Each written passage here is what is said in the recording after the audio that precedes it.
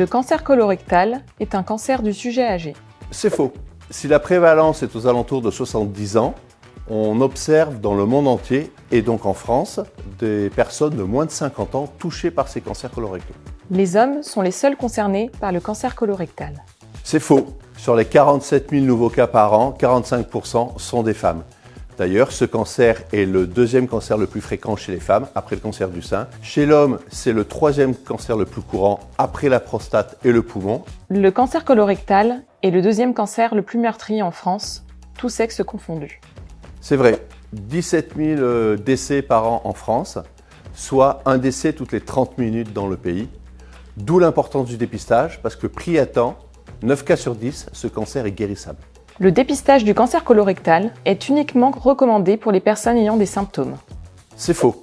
Le dépistage, la campagne de dépistage organisée est recommandée pour toute personne de 50 à 74 ans, quel que soit son sexe, et asymptomatique, quel que soit son état de santé par ailleurs. Ce dépistage est très facile à faire, c'est fait gratuitement, simplement, de façon indolore à la maison, et on peut retirer son kit chez son médecin traitant, chez son gastro-entérologue, chez son gynéco, et depuis 2022, en pharmacie et sur Internet.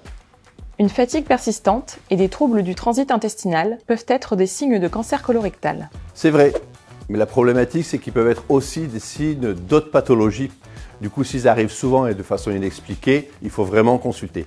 Et d'autres signes, comme la perte de poids inexpliquée ou très rapide, ou du sang dans les selles, sont des signes potentiels d'un cancer colorectal, d'où la nécessité d'en parler à son médecin et de se faire dépister. Manger beaucoup de fibres prévient le cancer colorectal. Faux.